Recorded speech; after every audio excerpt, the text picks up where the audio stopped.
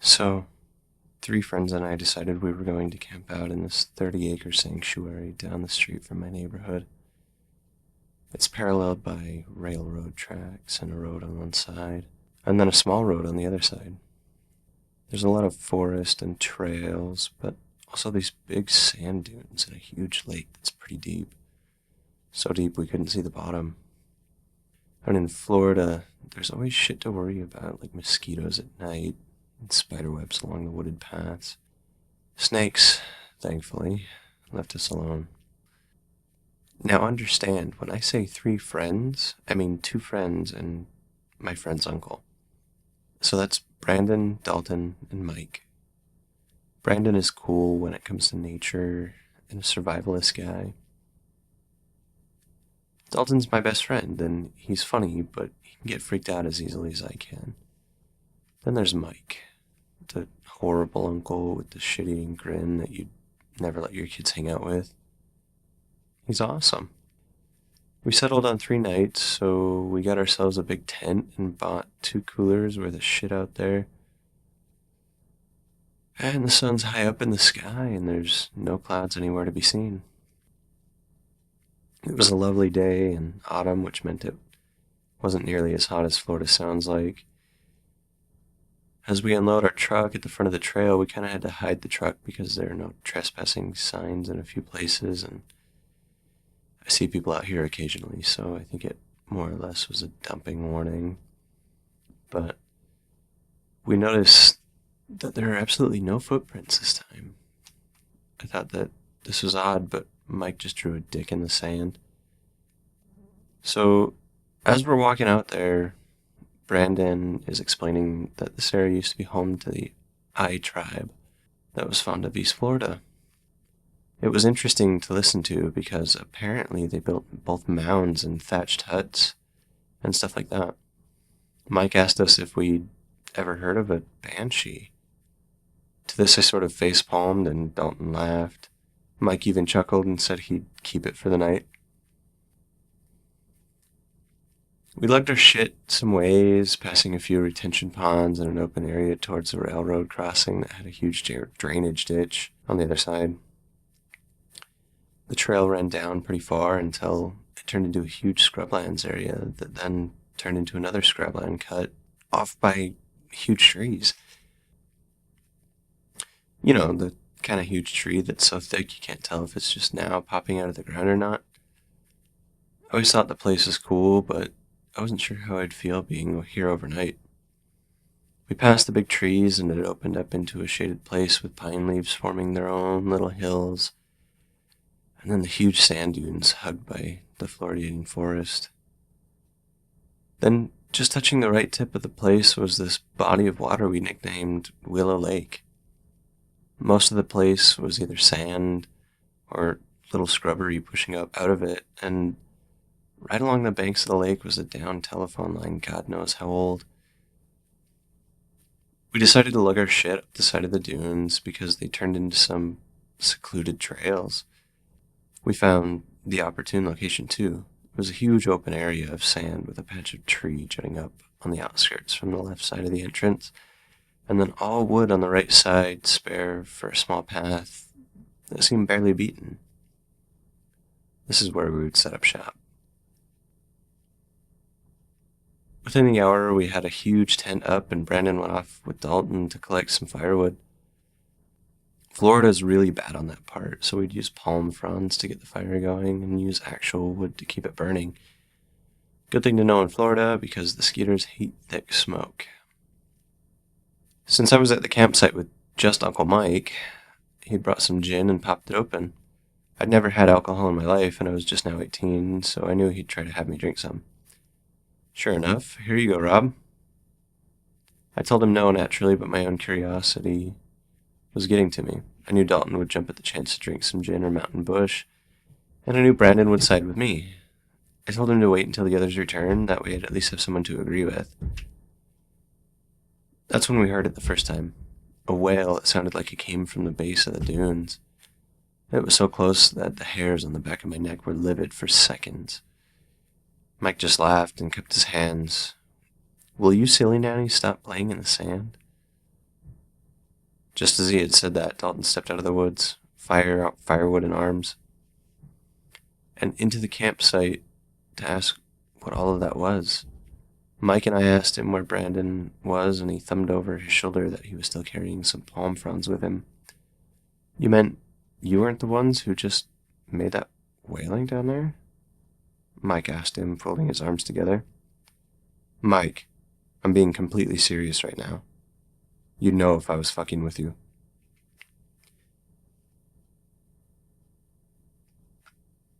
Mike sighed deeply and told him to bring Brandon back to camp. He turned to me. Rob, you're coming with me. I looked awkward and asked him why, since I wasn't used to being entirely alone with the guy. Because if this turns out to be Dirty Mike and the boys, I need someone to trip so I can get away. So, naturally, I went with him. We walked down the sand dunes, having to pick our feet up because of the sand, and when we got to the bottom, we did a scan of the area. Honestly, the only thing that had changed was the position of the sun and the brightness of the horizon. It was now dusk, barely dark, but getting there. I turned to Uncle Mike, who was rather puzzled himself, and asked him what he thought it was. He just said it had to be a Tyrannosaurus in heat. Now, I couldn't help but laugh. Mike was definitely the comic relief of us, but even so, he looked concerned. He said he brought the machete for wood cutting, but told me it was inside the tent near the back if I needed it. We shrugged the thing off after that and swapped some stories around the campfire. Thankfully, the mosquitoes were nowhere to be found. Thank God the mosquitoes were nowhere to be found. Brandon continued to tell us more about the location and how the Eye were also hunter-gatherers. That means that they didn't farm or grow anything, but they hunted animals and gathered resources to survive. Dalton told us about some of the spooky stories that he'd read on X late at night, and for the most part, some of what he told us was genuinely spooky. Mike even contributed by telling us more about the banshees and how they wailed and the person would always die nearby. But that sounded rather vague. Mike opened his mouth and screamed horrifyingly after the silence settled in, and Brandon was shaking his ass off. Of course, we all laughed at him and told him that the banshee was going to get him. Yeah, the rest of the night consisted of Mike fucking with Brandon, but there was even one moment in the tent where Mike told him, "Calm down, Brandy. Banshees only show up when there's a flash of light." And after a few seconds, Mike lightly held down the button on the flashlight, and Brandon screamed, "Fuck!" The next day, we woke up and went about our business, taking a piss in the woods or going down to the lake just to enjoy the morning breeze. But I did notice something odd. Upon walking down the reclusive hill, there was something amiss in the dunes themselves. I saw our footprints, which were hugely distorted due to the sand, and then I saw what appeared to be deep impressions like something on all fours had bolted up the hill, or down it. They were just so perfect that it couldn't be real. Now, I'm paranoid about these things, so I constantly had my eyes glued to the trails that we came from, and others that we hadn't checked out yet, which I knew if we were, I'd be bringing Brandon or all of them along. However, I really didn't feel like going alone after the whale yesterday. I sat on the down telephone pole to wash my face off from the water, and that's when I noticed it. Mike's bottle of gin, still half filled like he left it, just dropped in the sand in front of me. I blinked blankly, figuring Mike must have wandered out last night or early in the morning and drunkenly left it here. I went back up to our spot where Dalton brought more wood to, and asked Uncle Mike about his bottle. He tilted his head and asked me where I found it. I told him down by the lake. He told me to stop fucking with him. "You didn't get up early this morning and take it down there?" He told me no, but I raised my eyebrows at him. "So, you weren't hammered?" I sounded like an idiot, sure, but knowing Mike, he could have been hatching some kind of prank on us as we spoke. Bottom line was, he said he didn't move it, so I just gave him the gin and sat down at camp. It was pretty lazy for the rest of the morning. All we did was eat some of our canned stuff and decide which trails we'd go down. Naturally, since the place we were at is connected to an actual nature park, we thought we'd try seeing if we could reach it. So we chose the path going around the side of Willow Lake. Mike stayed behind and made some phone calls while we went out there, since the animals could have gotten into our shit if we just sort of left it. The little dirt road had the retention ditch adjacent to it, with big tilapia swimming freely at least 12-foot stumble if someone tripped. And boy, was it far. By 2 p.m., we'd probably walked at least 3 miles or so, and I could barely believe that myself. The place was supposed to be 30 acres, and the fact that this trail rarely curved or made a turn bothered me at how far we'd gotten from the sand dunes. The only thing we had here were jagged trees and overlying canopy of Spanish moss, and the just barely audible noise of the highway. So we weren't entirely that far from civilization. Our big problem now was that the path split into 3. They all looked the same, spared for the center being riddled with pine needles, so we went down the mid-path, figuring less sand meant easier walking. The wail again, from yesterday. As soon as I heard it in front of us, I teared up. Consider myself a pussy, but I knew it wasn't Mike screwing with us. There was no way he could have been ahead at this rate. Brandon was giving us worried looks, but he brought out his 6-inch knife, and Dalton told me to lie low. We were all speaking so softly it was almost surreal. Brandon, although easily spooked, seemed so calm here. He slowly went ahead, minding where he put his footsteps because the pine needles didn't actually make too much of a noise.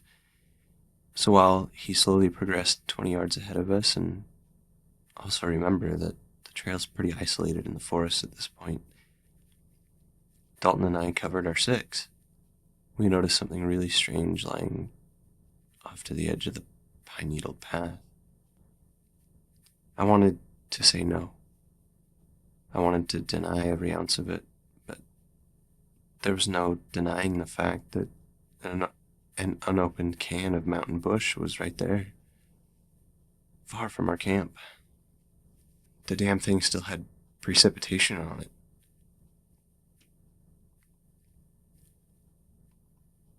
I told Dalton I was really fucking scared right now, and he nodded and nudged me towards Brandon. We decided we'd head back to the camp and tell Mike about it. Something entered our peripheral vision, a blurring mix gray and white, ran from one side of the path to the other. One thing I remember definitively were 3 bony fingers on each hand, passing through the bush and leaving nearly no trace that it was there.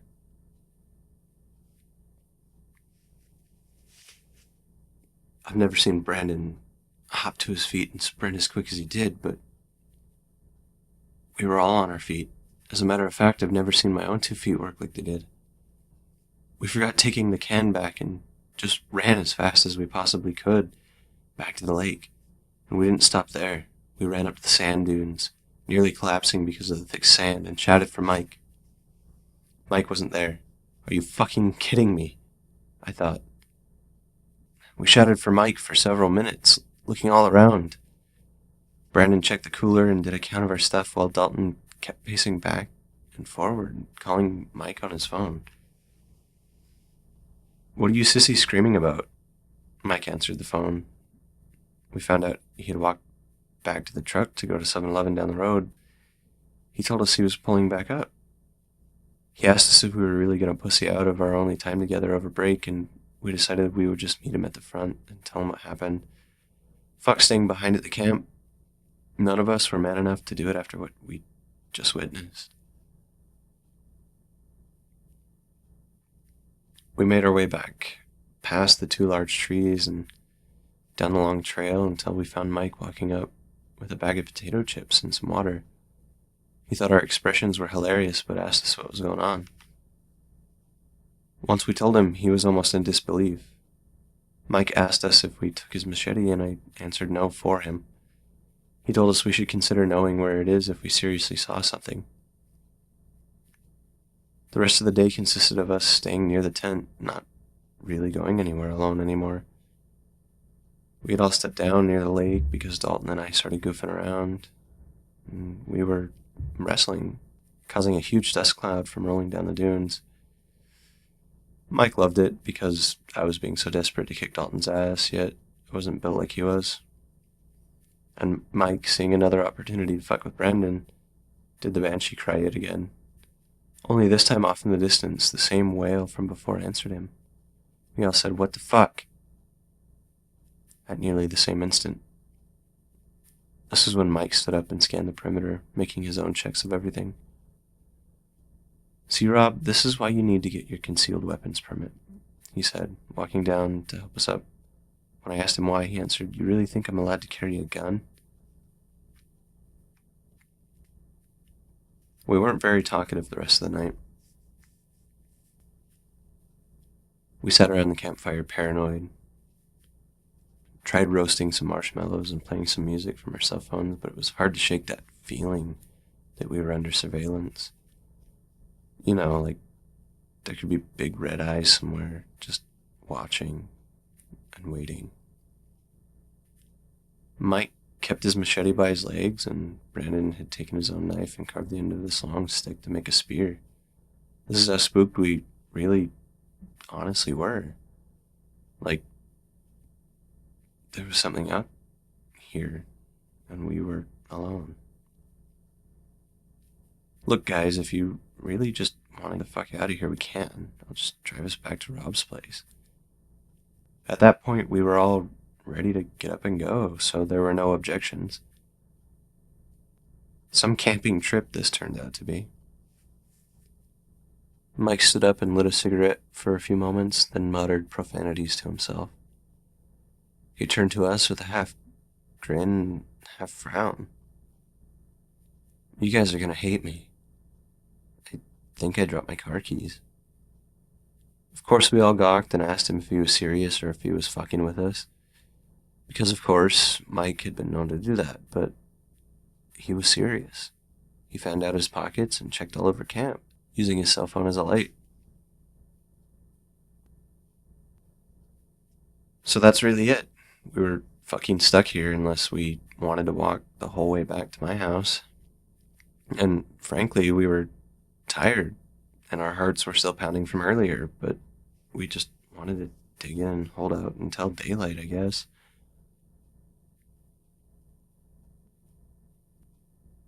We'd cut the trip short, making it 2 days instead of 3. So we all huddled like frightened animals in the middle of the tent. That primal fear kicked in of being exposed or being towards the outside of the tent. Mike slept next to his machete, keeping his shoulder on it. Brandon and I couldn't sleep. And Dalton drank some of Mike's gin to try and keep him sleeping. Brandon was petrified and told me not to close my eyes. His paranoia made it harder on my own, and we kept ourselves up for as long as I can remember. We heard the mosquitoes on the outside of the tent, we heard some splashing down near the lake, and then we heard a train horn eerily pass by. It must have been 3 hours before we finally started settling in. I was about to bury myself in my sleeping bag when my ears sprang alert. There was a thumping of sand being thrown around. It was getting closer and more to our ground level. I dared not sit up, but I started to tear. I dared not sit up, but I started to tear up once more. That thing was bolting up the hill and into our campsite, just like it probably did the night before. I held my breath as the thing's heavy exhalation passed on my side of the tent. Its footfalls weren't too powerful, but the thing appeared like it was trying to sneak around. It also slowed down now that it was on even terrain. No, I couldn't help it. I turned slowly and silently to see Brandon's eyes completely open, staring straight at me. He was shitting bricks so bad that I wasn't going to call him out on anything. This was horrifying, and I really thought about the possibility that this monster could kill us with those long, bony fingers. While it skulked around the camp and went through our cooler, I nodded towards Mike's machete. Brandon tried to take it, but Mike was too heavy, so we had to wake everyone up. I brought a hand out and suggested prodding Mike with the stick. And we did. Mike quietly groaned, but with his mouth. Before he could object, we heard the cooler spill and all the shit pour out. The thing outside grunted, and its heavy breathing panicked for a moment before subsiding. The thing's fingers were tapping on the insides, and it lapped up the water like a big dog would. Mike wanted to whisper, but we frantically shook our heads against the idea, so instead of talking, he mouthed stuff to us. It was hard to understand him, but he reluctantly spoke. "Wake up, Dalton. Sit up slowly." We all remained silent, for the night around us had as well. We were almost terrified that it hurt him. I couldn't stop shaking, as if I got the chills, but we were reassured that the thing was still there because it started digging in the sand for some reason, and the sand smashed against the outside of our tent like we were being pelted with tiny pebbles. We pushed on Dalton's shoulder, and he muttered, "What?" Mike sat up and held the machete ready because the thing outside stopped digging in the sand. We clasped our hands over his mouth and whispered into his ear to sit up slowly, which he did with uneasiness. The thing was casting a shadow over our tent now. It was just taller than Mike, who was prime in that category here, like a grizzly bear or something. It stood up to full height to observe the tent. It had to be at least 10 feet away, right against the heavy forest, and since we were all on our knees inside the tent, we weren't even half of its height. Uncle Mike raised the blade, his own tattooed hand shaking. The monster moved its legs and stalked towards our tent. It extended an arm to poke the tent, running its delicate fingers across the fibers. Its breathing pushed in on the tent and out. The shadow gradually turned and its hands ran over the entrance, particularly along the zipper line. I was literally holding Dalton's hand in a completely maternal instinct. This was real. This was a real nightmare. A story you'd read or a movie you'd watch, and I was in the middle of it. My heart was pounding so hard that I could not only hear it, but feel it in every ounce of my body. He could feel it too as he squeezed my hand.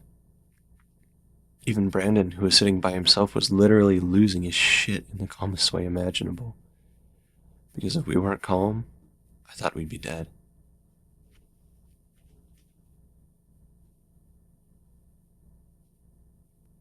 The fingers finally found the zipper. It fiddled and experimented with it, and the thing looked like it had difficulty understanding. It pulled out on the tent, moving us a few inches. Then it pulled up, started unzipping the tent. It was halfway unzipped when Mike struck. He lunged out at it, swiping the thing across its arm, and the monster letting out a shrill that could boil blood.